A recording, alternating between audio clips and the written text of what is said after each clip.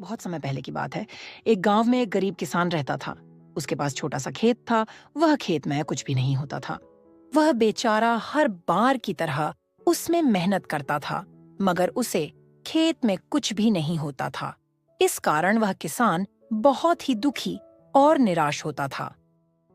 उसने जमीन को देखना चाहा, लेकिन गिराक तो आते, पर उन्हें पता चलता यह जमीन अनाज नहीं उगा सकती, तो वह मना कर देते। रामू भाई, इस जमीन के 1 लाख तो तुम ज्यादा मांग रहे हो।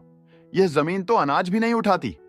मैं इस जमीन के 1 लाख तो नहीं, पर 20,000 दे सकता हूँ। नहीं भाई, 20,000 तो बहुत ही कम है। रामू भाई, इस जमीन की कीमत मैं 20,000 ही दे सकता हूँ आपको। चाहिए तो मेरे घर आकर बता देना।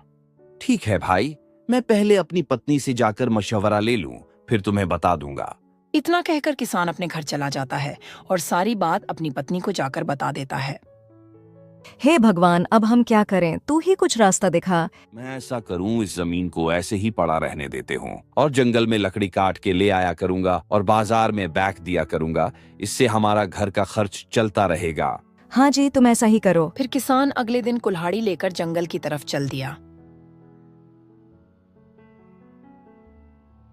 आखिर सारे में घूमने के बाद उसे पेड़ मिल गया।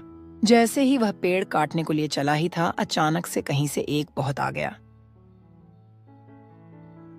ये कौन हो तुम और तुम यहाँ क्या कर रहे हो?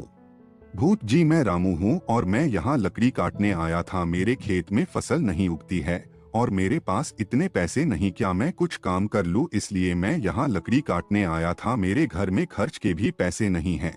अच्छा, तो ऐसी बात है, चलो कोई बात नहीं, तुम यहाँ से लकड़ी मत काटो और अपने एक बार खेत पर जाकर देखो, तुम्हें पहले से बेहतर मिलेगा। ठीक है भूत भाई, मैं अपने खेत पर जाकर देखा हूँ।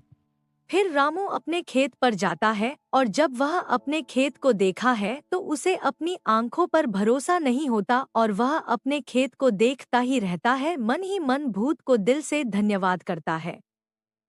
अगर हमारी कहानी अच्छी लगी हो तो लाइक और सब्सक्राइब करना ना भूलना। आपका एक लाइक और सब्सक्राइब हमें बहुत ही मोटिवेट करता है और हमें कहानी बनाने के लिए हिम्मत देता है।